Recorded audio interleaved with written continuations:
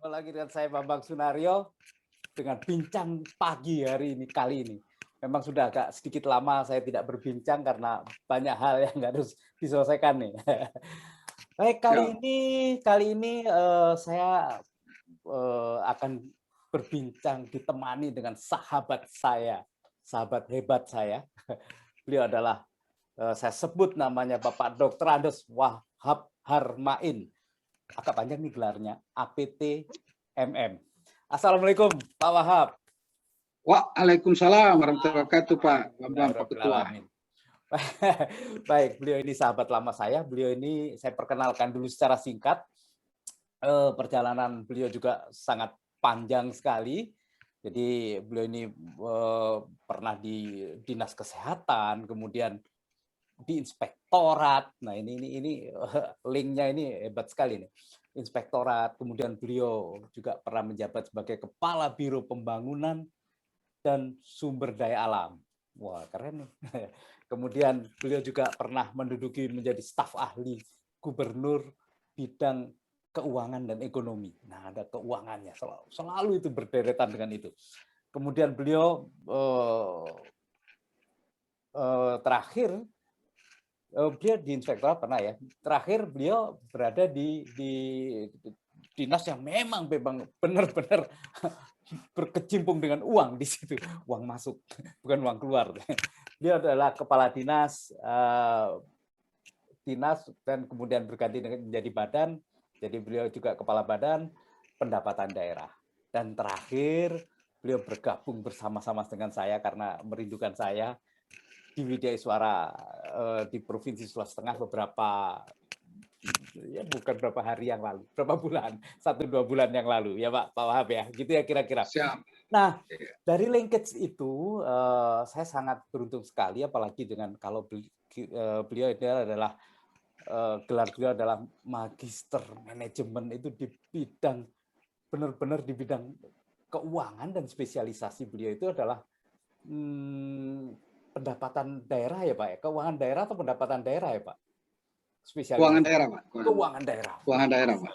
Pas sekali. Jadi topik kita ini Pak Wahab dan teman-teman pemirsa semua, pagi ini saya ingin konsentrasi dengan cerita bincang keuangan daerah, tapi khususnya tentang pendapatan. Kalau yang dulu disebut pendapatan asli daerah, nggak tahu sekarang di undang-undang baru apakah namanya masih masih pendapatan asli daerah atau pendapatan daerah, tapi nanti Pak Wahab yang akan mengulas. Jadi baik, kita mulai Pak Wahab, karena waktu kita juga nggak banyak karena Bapak sangat sibuk juga ini kelihatannya dengan diklat-diklat ini. Saya ingin Bapak memberikan gambaran tentang pendapatan daerah yang dulu disebut dengan pendapatan asli daerah ini secara umum. Kami ingin mendapat pencerahan dulu dari Bapak. Saya persilakan Pak. Baik, terima kasih Pak Bambang. Kaitan dengan pendapatan asli daerah, tadi sudah disebutkan regulasi PP 58 berubah menjadi PP 12.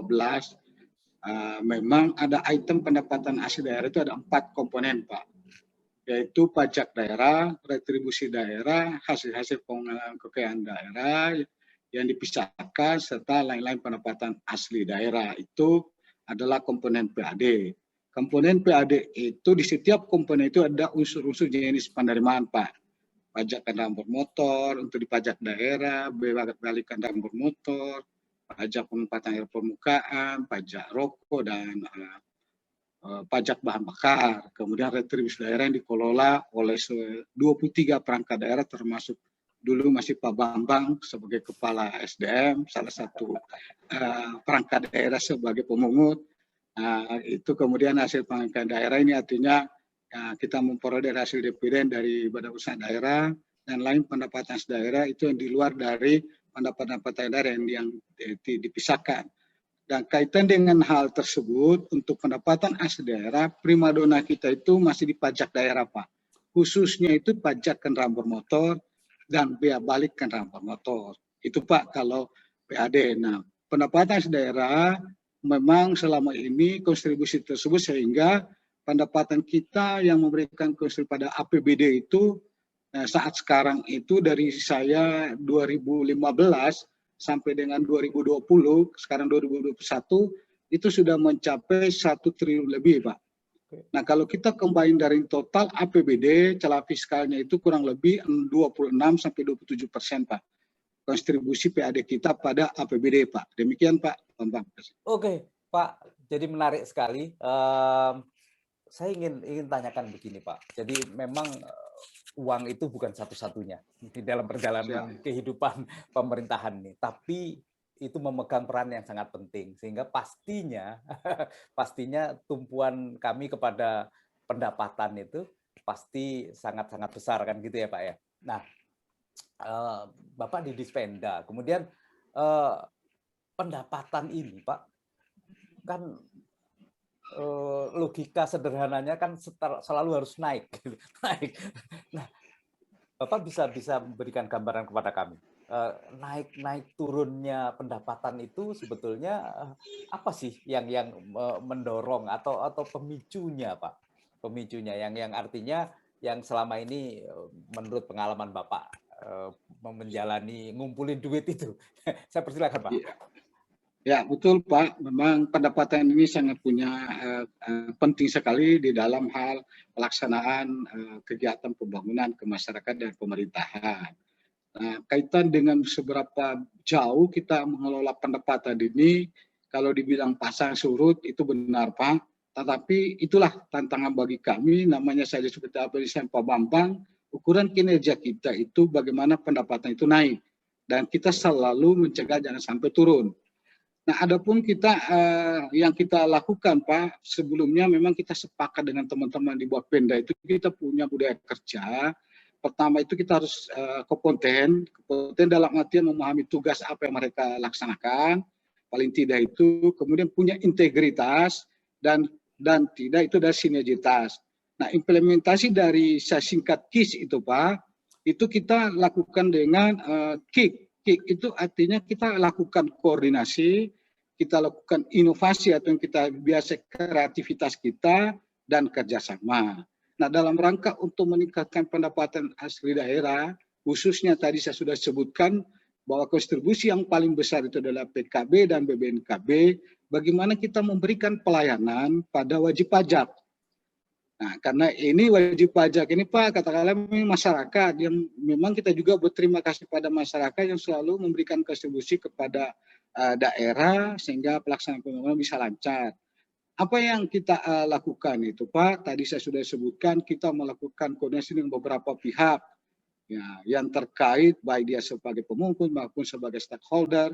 Dan yang tidak kalah penting Pak, itu adalah kita melakukan inovasi khususnya di pelayanan penerimaan pajak kendaraan bermotor dan BBNKB yang kita kenal namanya itu yang selalu masyarakat itu membayar pajak itu di Samsat.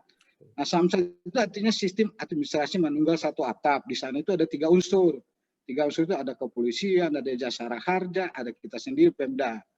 Nah, memang pada awalnya tadi Bapak bilang kenapa dia turun, kita coba memahami bagaimana pelayanannya di sana. Kalau pelayanan tidak baik, ya tadinya pihak wajib pajak punya niat membayar Pak, nanti lama-lama tidak membayar. Nah, kita berkoordinasi dengan tim di Samsat itu, pertama kita menyatukan satu data Pak, dari sisi objek kendaraan. Kemudian kita meningkatkan pelayanan yang berbelit-belit 3 pintu, kita jadikan 1 pintu. Nah, kita jadikan 1 pintu itu Pak, dengan kita menggunakan aplikasi namanya Samsat Online. Nah, Samsat Online ini yang tadinya lambat di mana kecuali kalau sudah lengkap dia Pak dokumennya, si wajib pajak itu sudah urut paling kalau kami itu sudah sepakati paling lama itu 5 menit Pak. Dia bisa membayar pajak, kalau dia sudah membayar pajak otomatis Pak masuk dalam penerimaan. Nah, ini yang kita lakukan Samsat Online. Samsat Online itu tidak cukup lagi Pak, itu hanya berada di area di mana wajib pajak di ibu kota kita punya kantor-kantor itu ada di 11 kabupaten, kemudian di 6 kecamatan dalam bentuk pos pelayanan, itu mungkin tidak cukup Pak. Karena tidak semua bisa mengakses ke yang jauh. Kita membuka namanya e-Samsat Pak, bisa mereka membayar lewat ATM. Nah, ini juga kita bekerja sama dengan pihak Bank Sultan. Nah, karena kita sudah memunculkan satu kreativitas dari teman-teman yang namanya e-Samsat, dari 17 provinsi Pak, kita yang paling pertama lakukan e-Samsat. Nah, tetapi karena ini bermakna e-Samsat ini, maka ditarik oleh pihak pemerintah pusat melalui Korlantas, dijadikan menjadi program nasional namanya Samolnas. Ini artinya di mana saja wajib pajak berada, khususnya terhadap pembayaran PKB dan BPNKB ini, mereka bisa bayar di mana saja Pak. Yang 1 tahunan, kalau 5 tahunan kembali ke induk. Ini yang kita lakukan. Kemudian yang kita lakukan lagi, kita membentuk namanya Forkom Pendapatan se-kabupaten kota dengan melibatkan semua kepala badan pendapatan daerah se-sultan. Ini masuk Forkom ini kita membicarakan permasalahan apa yang kita hadapi selama ini, baik pun juga oleh kabupaten kota, bagaimana kita memicu masing-masing pendapatan atau penerimaan yang kita kelola masing-masing. Memang kita lihat sendiri Pak, kita punya objek-objek itu ada di kabupaten kota Pak, dan wajib pajak itu ada di sana. Dan alhamdulillah mulai Forkom ini Pak, dengan teman-teman ada sinergitas. Ya, kita juga sudah tadi kita kerjasama dengan baik. Ya, ini yang bisa memicu peningkatan kita. Di samping itu tentu tidak bosan-bosan kita lakukan sosialisasi. Dan ada lagi program dari Bapak Gubernur, ini satu terobosan, kita selalu memperhatikan, Pak Gubernur memperhatikan masyarakat dengan adanya program pengurangan atau terhadap denda dan pajak. Dan alhamdulillah dari apa yang kita sudah lakukan setiap tahun ini sangat memberikan, yang tadinya objek pajak atau wajib pajaknya tidak membayar Pak, dengan ada program ini meningkat ya Pak. Dan ini setiap tahun meningkat Pak. Ini yang kita lakukan dengan teman-teman Pak. Ya, untuk sementara begitu Pak. Oke, iya Pak. Wah, jadi ternyata memang Bapak tidak hanya diam menungguin pajak itu masuk aja gitu kan ya. Artinya harus dijemput. Nah, menjemputnya itu tadi Bapak sampaikan dengan cara-cara inovatif. Artinya memang Pak, pajak itu tidak, kadang-kadang ya kita bukannya tidak punya, kita mau bayar, cuman membayarnya kok jadi sulit kan gitu ya. Ini yang rupanya Bapak pecahkan di situ. Dan itu ternyata kalau lihat Bapak begitu berinovasi dan itu menjadi besar, mindset yang merasa kesulitan membayar ini justru persentasenya kayaknya banyak gitu Pak. Sehingga Bapak begitu berinovasi, mereka langsung boom membayar kan gitu ya. Nah, ini keren sekali. Dan tadi Bapak juga sampaikan bahwa Bapak begitu berinovasi, tidak berhenti pada inovasi itu saja, tapi masih terus berkembang, bahkan sampai pengembangannya ini ditarik, disinkronkan dengan pusat gitu ya. Ini sangat-sangat dahsyat sekali. Nah, oke Pak. Jadi intinya adalah seperti itu, bahwa pajak itu yang pertama jadi dari si wajib pajak, yang kedua memang bagaimana instansi Bapak itu, yang dulunya instansi Bapak itu menjemputnya dengan sangat indah sekali. Artinya tidak seperti zaman dulu orang-orang sudah kita wajib pajak, kita dipelototin, sekarang jadi indah sekali. Baik, tapi saya ingin bergeser sedikit Pak pada inovasi Bapak, karena ini saya lihat inovasi ini begitu ya katakanlah begitu berhasil yang Bapak lakukan. Nah, di dalam Bapak berinovasi ini, adakah tantangan, kesulitan Bapak? Jadi artinya begitu inovasi tentunya nggak langsung hebat kan gitu ya. Nah, adakah tantangan yang Bapak masih hadapi, atau bahkan mungkin setelah Bapak tinggalkan pun tantangan itu masih harus diteruskan oleh teman-teman yang di belakang Bapak itu gitu, tentang bagaimana inovasi ini bisa sampai ke titik yang terjauh atau terendah gitu. Ada nggak tantangan seperti itu Pak, yang Bapak ingin share di sini? Silakan Pak. Ya, makasih Pak Bambang. Kaitan dengan tantangan, memang kita melihat memang tidak, tantangan itu pasti selalu ada. Nah, apalagi kita melihat perilaku wajib pajak, selalu kita kategorikan itu ada 3 Pak. Perilaku wajib pajak itu kalau yang taat Pak, ya alhamdulillah apapun yang kita punya terpenuhi semua target-target kita Pak. Yang kedua itu yang lupa Pak. Nah, ini yang lupa. Mungkin kadang-kala saya biasa juga Anak saya itu kadang-kadang, Pak, saya punya ini belum bayar, Pak. Ini sudah lewat waktu, Pak. Dan yang ketiga itu memang kita berhadapan dengan masyarakat yang punya kemampuan yang pada saat membayar itu dia boleh dikata lebih fokus kepada kegiatan yang lain. Dari tiga perilaku ini, Pak, ya kita juga tidak berhenti melakukan tadi sebut Pak Naryo, memang tidak harus berhenti, kita harus bekerja. Saya tinggalkan itu tahun kemarin kita juga kembangkan dengan namanya ATT, Pak. Aksi tempel-tempel. Aksi tempel-tempel, mohon maaf Pak, kalau kita biasa ke tempat-tempat umum ada kendaraan ya wajib pajak, kita juga pamit, ada etikanya, kita tempel Pak. Kita sampaikan kalau dia punya jatuh tempo sekian, dia sudah bayar juga sekian, itu kita lakukan ini juga. Salah satunya kita juga tadi jemput bola lewat samsat keliling, lewat gakum. Nah, dari persoalan-persoalan yang kita sudah lakukan, tantangannya itu berat memang dengan kondisi wilayah yang ada Pak. Ya ini tantangan, apalagi kita berhadapan, saya tidak menyalahkan sumber daya manusia yang ada Pak. Sumber daya manusia kita hanya sebagian, tapi mereka juga tidak berhenti untuk menambah pengetahuannya. Itu salah satu kendala, apalagi kita di zaman IT. Ya, saya mohon maaf saja nanti di WI ini Pak, saya juga belajar IT, saya harus belajar dengan Pak Bambang. Walaupun itu ada beberapa, ini memang itu tantangan kita hadapi. Itu kapasitas sumber daya yang berkompeten khususnya di dalam pengelolaan pendapatan. Dan yang paling tidak itu adalah sistem pengelolaannya Pak. Ini ya, tadi harus kita kembangkan, ini tantangan yang kita perlu kembangkan terus secara menerus. Dan kita selalu biasa tantangan atau kendala itu selalu kita buat alasan ini memang alasan klasik Pak.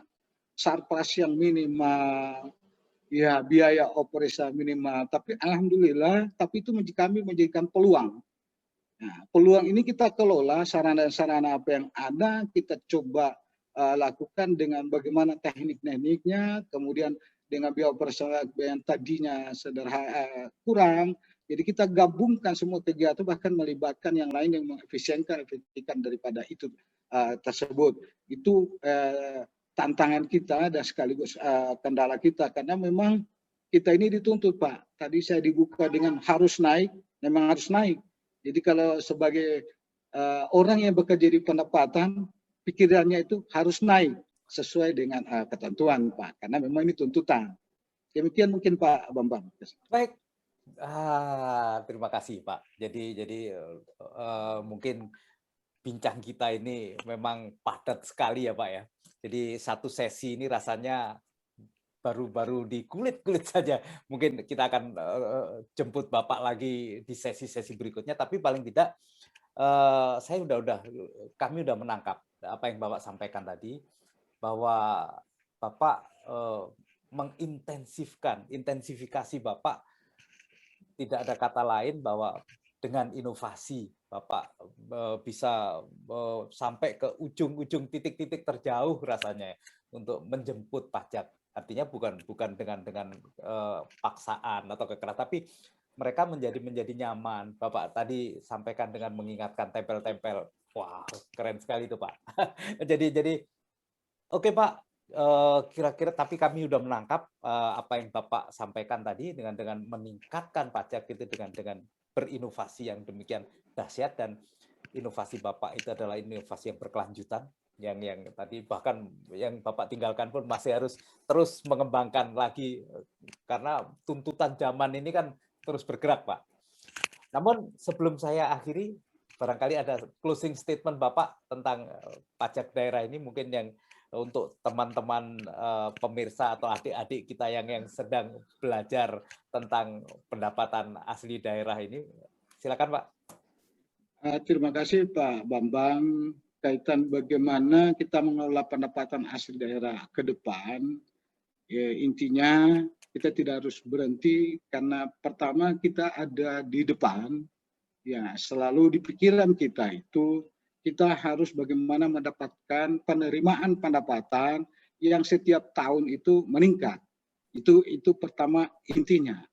Ya, dan kita coba meminimalkan jangan sampai dia turun. Kalau turun ini memang kita tidak bisa hindari kalau ada beberapa faktor di luar itu Pak, ya kaitan dengan turun.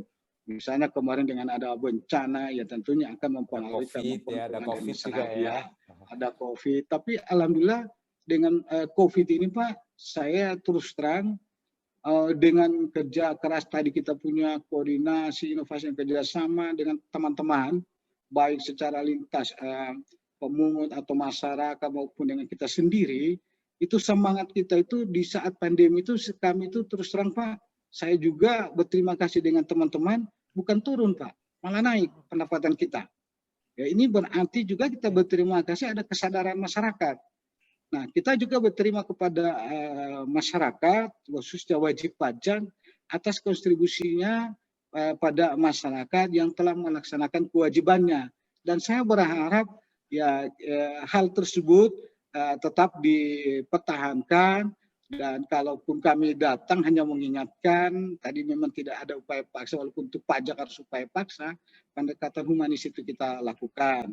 Dan selalu kita sampaikan kepada masyarakat, mari kita sama-sama membangun daerah ini dengan kita melaksanakan kewajiban kita untuk mengatur kewajibannya.